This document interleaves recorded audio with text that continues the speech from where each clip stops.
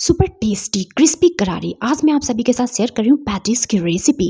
Friends, अगर आप सभी को मेरी मेहनत थोड़ी सी भी पसंद आती हो तो मेरे चैनल को अगर सब्सक्राइब नहीं किए हैं तो सब्सक्राइब कर दीजिएगा और मेरी वीडियो को लाइक ज़रूर कर दीजिएगा। तो मैंने यहाँ पे ले लिया है आटा, होल व्हीट फ्लोर, और अब मैं यहाँ पे ले ली हूँ मैदा। तो मैंने 1 कप आटा और 1 कप मैदा का इस्तेमाल किया है, दोनों इक्वल क्वान्टिटी में मैंने ले लिया है। यहाँ पे अजवाइन डाल दिया। अब मैं यहाँ पे डाल दूँगी स्वाद के अनुसार नमक, और यहाँ पे डाल दिया है मैंने ऑयल। आप ऑयल या घी किसी भी चीज़ का इस्तेमाल कर सकते हैं, और इसमें डाल करके हमें अच्छी तरह से मोयम लगाना है।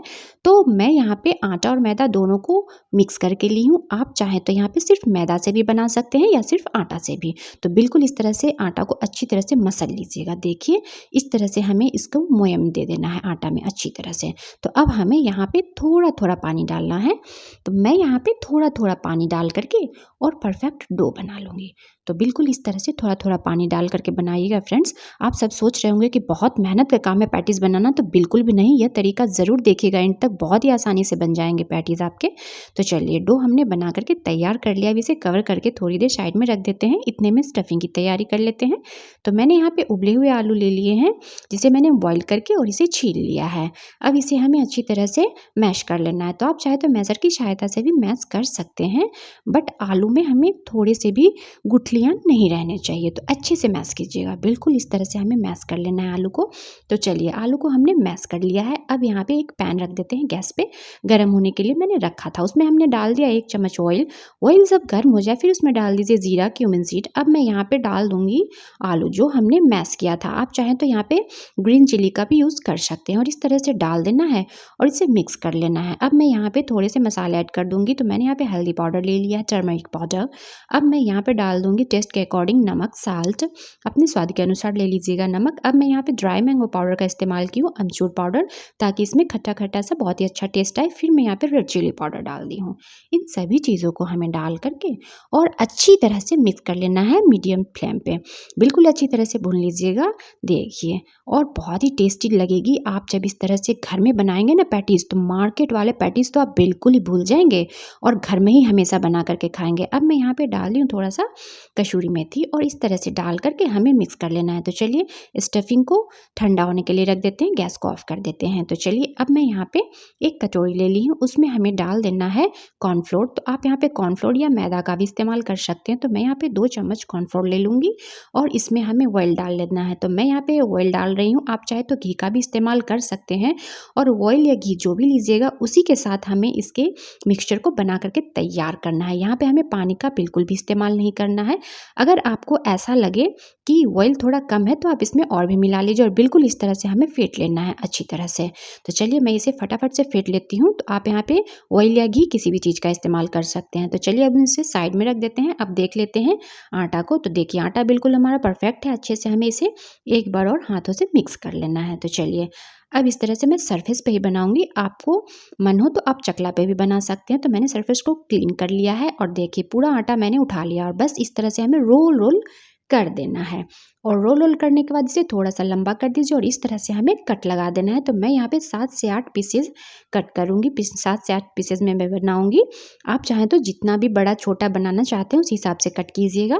तो चलिए, अब मैं इसे साइड में रख देती हूँ और एक लोई ले लेती हूँ। बिल्कुल इस तरह से हमें गोल गोल घुमा लेना है लोई को, और यहाँ पे हमें बेल लेना है। बिल्कुल पतला रोटी बेलना है, बिल्कुल ट्रांसपेरेंट, जैसे कि आप हाथों के नीचे रखें ना हाथों को, और ये बिल्कुल ही दिखता रहे आपका हाथ हल्का हल्का सा। देखिए, इस तरह से हमें इस तरह से बेलना है, बिल्कुल ही पतला। मैं दूसरा भी आपको बेल करके दिखा देती हूँ। देखिए, यहाँ पे मैं इसी तरह से दूसरा भी बेल ली हूँ, और इसे भी बिल्कुल मैं उठाकर आपको दिखाऊंगी। ये भी बहुत ही पतला है। तो बिल्कुल हमें इसी तरह से बेलना है। तो मैं यहाँ पे 7 से 8 लोई बनाई थी, तो उससे हमें 7 से 8 रोटियाँ बेल लेनी है। अब इस तरह से हमें वो जो मिक्सचर हमने अभी बनाकर तैयार किया है अरारोट वाला कॉर्नफ्लोर का, और इस तरह से हमें इस पर फैला देना है।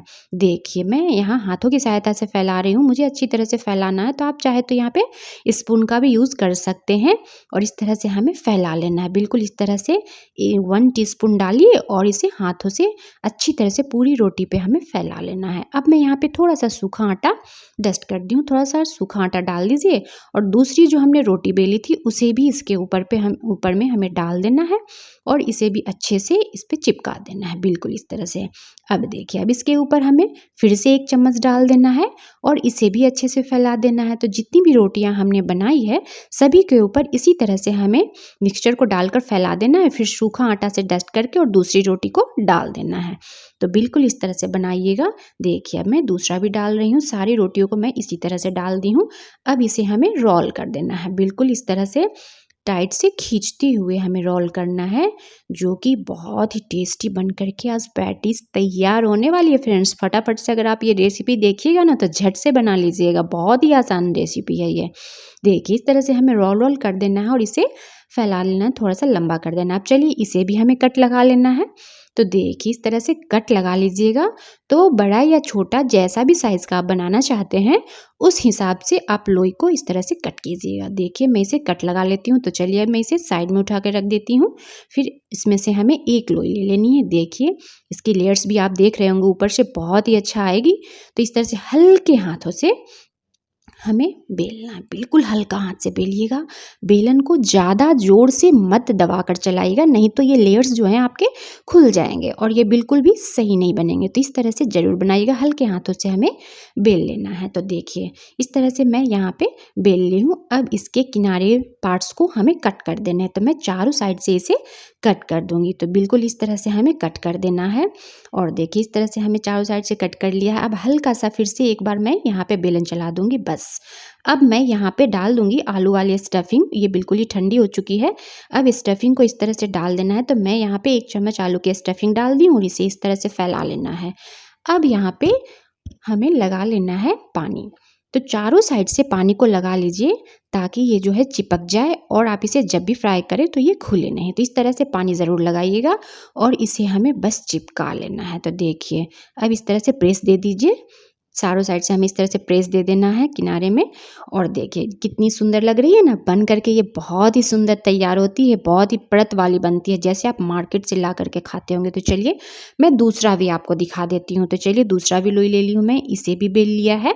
इसे भी किनारे से हमें कट कर देना है। अब स्टफिंग हमें यहाँ पे भी अच्छी तरह से भर देना है। देखिए इसे भी किनारे से पानी लगा करके और फिर इसे भी हमें चिपका लेना है। तो चलिए ये भी हमारी बन गई। तो इस तरह से आप बना करके रख लीजिए और जब भी कोई आपके यहाँ गेस्ट आ जाए तो फटाफट से उन्हें फ्राई करके खिला दीजिए, या शाम में कभी भी भूख लगे तो इस तरह से बनाइए। तो चलिए मैं फ़िलहाल इतनी ही बना करके तैयार की हूँ। तो चलिए अब मैं गैस पे रख दी हूँ।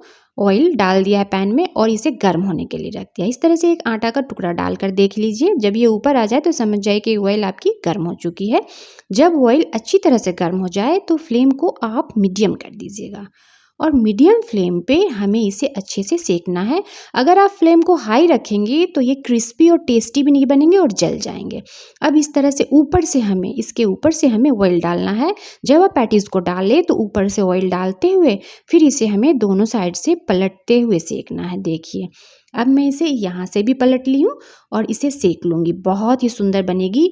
मैं आपको अभी इसकी परत दिखाऊंगी। बहुत ही टेस्टी बनती है और क्रिस्पी, ऊपर से बिल्कुल ही क्रिस्पी। अब मैं दूसरा भी डाल देती हूँ और इसके ऊपर से उसी तरह से हमें ऑयल डाल देना है। तो आप एक बार ज़रूर ट्राई कीजिएगा। आप जब इस तरह से बना करके खाइएगा ना घर में तो आप मार्केट वाला पैटीज़ तो बिल्कुल ही भूल जाइएगा। जब हम घर में बनाते हैं तो पैटीज़ हमारी बहुत ही टेस्टी बनती है। कोई भी चीज़ जब हम घर में बनाते हैं तो स्वादिष्ट भी बनती है और अच्छी भी बनती है। तो इस तरह से हमें दोनों साइड से पलटते हुए सेक लेना। चलिए मैं इसे सेक ली हूँ। अब मैं इसे निकाल लेती हूँ। अब मैं यहाँ पे बचे हुए जो भी थे वो भी मैंने डाल दिया। अब इसे भी अच्छे से सेक लेना। देखिए मैं पास से दिखा रही हूँ उसके लेयर्स कितनी सुंदर आई है ना, कितनी सुंदर इसकी लेयर्स। चलिए इसे भी निकाल लेते हैं। सारी पैटीज को मैंने इस तरह से फ्राई कर लिया है। देखिए इसकी लेयर्स देखिए, है ना कितनी सुंदर और बहुत ही क्रिस्पी बनी है, बहुत ज़्यादा। आप इसे टोमेटो केचप के साथ या ग्रीन चटनी के साथ किसी भी चीज़ के साथ सर्व कीजिए फ्रेंड्स, बहुत ही टेस्टी है। तो कमेंट बॉक्स में ज़रूर बताइएगा आप सभी को कैसी लगी हमारी रेसिपी। चलिए मिलते हैं नेक्स्ट वीडियो में। थैंक्स फॉर वॉचिंग अंशु का पकवान।